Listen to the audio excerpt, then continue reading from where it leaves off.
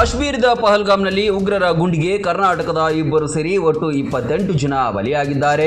ಈ ಘಟನೆಯನ್ನು ಖಂಡಿಸಿ ಹಿಂದೂಗಳು ಬನಹಟ್ಟಿ ನಗರದಲ್ಲಿ ಭಾವಪೂರ್ಣ ಶ್ರದ್ಧಾಂಜಲಿ ಸಲ್ಲಿಸಿದರು.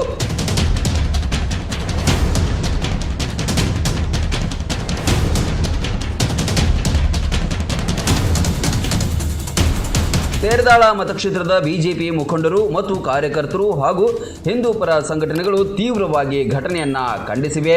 ಹತ್ಯೆಗೆ ಕಾರಣವಾದವರ ವಿರುದ್ಧ ಪ್ರತಿದಾಳಿಗೆ ಆಗ್ರಹ ಮಾಡಿದರು.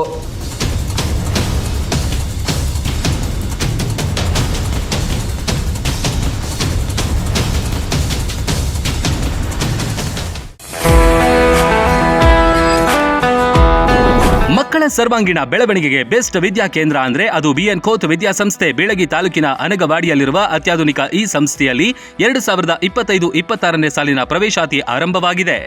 ಉತ್ತರ ಕರ್ನಾಟಕದ ಪ್ರತಿಷ್ಠಿತ ಶಿಕ್ಷಣ ಸಂಸ್ಥೆ B N Khot international public school science, commerce, PU college ಮತ್ತು BCA ಡಿಗ್ರಿ ಕಾಲೇಜ್ನಲ್ಲಿ ಸೀಟ್ ಅಡ್ಮಿಷನ್ ಮಾಡಿ ಭವಿಷ್ಯದ ಭದ್ರ ಬುನಾದಿ ಹಾಕಿಕೊಳ್ಳಿ.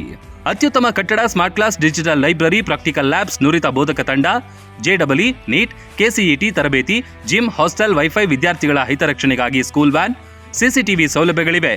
ವಿಶೇಷವಾಗಿ ಏಪ್ರಿಲ್ 1ರಿಂದ ಮೇ 15ರ ತನಕ ಬೇಸಿಗೆ ಶಿಬಿರ ನಡೆಸಲಾಗುತ್ತೆ. Sports, dance, music, art and craft ವಿವಿಧ ಕೌಶಲ್ಯ ಬೆಳೆಸುವ ವಿಷಯಗಳನ್ನು ಕಲಿಸಲಾಗುತ್ತೆ.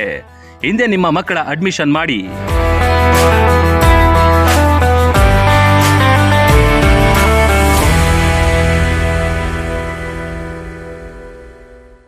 ರನ್ ಟಿವಿ ನ್ಯೂಸ್ ವಿಡಿಯೋಸ್ ನೋಡಲು ಸಬ್ಸ್ಕ್ರೈಬ್ ಮಾಡಿ, ಬೆಲ್ ಐಕಾನ್ ಪ್ರೆಸ್ ಮಾಡಿ.